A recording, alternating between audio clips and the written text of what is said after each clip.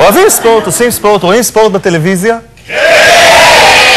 אתם בטח יודעים, ב8 באוגוסט, זה כבר עוד מעט, תיפתח בסין, אולימפיאדת בייג'ין, וממש בימים האלה נסגר הסגל הישראלי, הנבחרת הישראלית לבייג'ין, הג'ודאים, והקשתים, והקולעים למטרה, ונבחרת כדור הנוצה.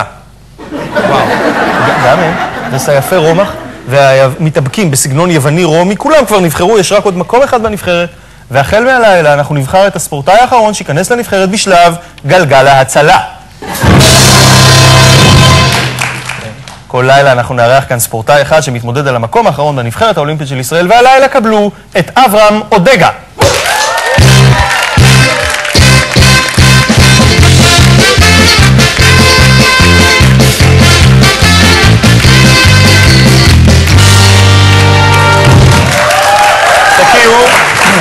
תכירו, זאת דורה דנציגר, היא תלווה איתנו את שלב גלגל ההצלה, היא ממכון וינגייט, מהיחידה לספורט הישגי במידה. כן, גם כאלה. יש ערב טוב, דורה. ערב טוב. וערב טוב, אברהם. אברהם, אתה, באיזה ענף אולימפי אתה בעצם מתחרה? אברהם הוא אלוף ישראל בגירוף צורני. גירוף צורני? מעניין. אברהם, בוא תספר לנו על הענף הזה. הגירוף הצורני התקבל כענף אולימפי בעצם ב-1968 באולימפיאדת מקסיקו. כשאלחנדרו גספצ'ו, הנער שגירף את ארגז החול של הקופצים למרחק, נפצע מהמגרפה ואיבד עין בארגז החול. אוקיי. אז הוא חיפש את העין, גירף וחיפש. הקהל שראה את אלחנדרו מגרף ומשתחווה, יצא מגרדו בתשואות. אז השופטים נתנו לו ניקוד. הבנתי, אז ככה זה התחיל. אברהם, אגב, למה אתה לא עונה לי בעצמך? מניירות של כוכב, לך תבין. אוקיי, אברהם, אתה יכול למעשה להתחיל להתכונן למקצה, להתחיל להתכונן לגרף? גו, אברהם, גו! כן, בינתיים. דורה, בואי תסבירי לצופים בבית, למי שרוצה... בואי תסבירי למי שרוצה להחזיר את אברהם לנבחרת בגלגל ההצלה, מה הוא בעצם צריך לעשות? כל מי שרוצה להצביע לאברהם, שילחו את המספר 052-457-941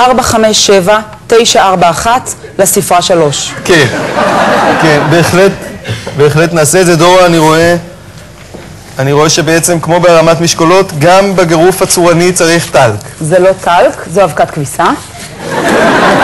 מיד תראה גם איך הוא מאזן את זה עם ענבים. הנה. למה?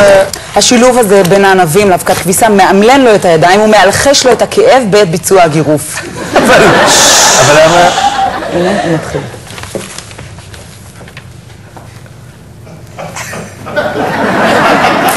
מה הוא עושה עכשיו? זו פעולת...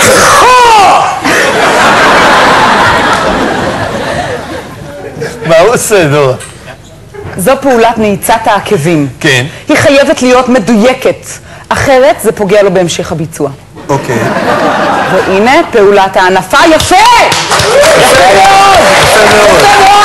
מאוד, אברהם. שים לב, ליאור, שאברהם מניף את המגרפה בסגנון הפחות מקובל, המניפה ההולנדית.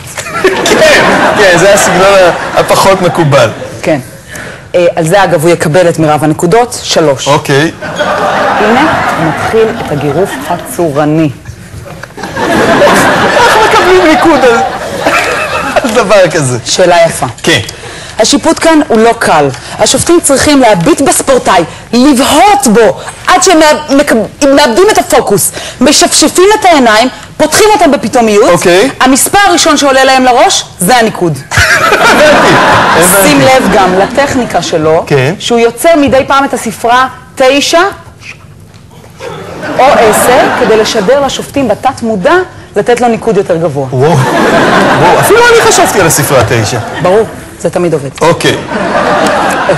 הנה, אברהם עבר לתנועת הברבור המשתנה. בשלב הזה הוא מסיים. שים לב, איזו יציבה. מושלם. פשוט מושלם. ועכשיו להילוך החוזר. כן, בואו בבקשה, בואו תריצו את ההילוך החוזר. לא. זה חלק מהתרגיל לבצע הילוך חוזר, אתה תעליב אותו. גול! אברהם! אוקיי, בואו נעצור את זה כאן. תודה אברהם, תודה דורה, בואי תזכיר לנו למי צריך להתקשר. שילחו את המספר 052-457-941 לספרה 3. תודה רבה אברהם, תודה רבה דורה, תודה רבה לשניכם.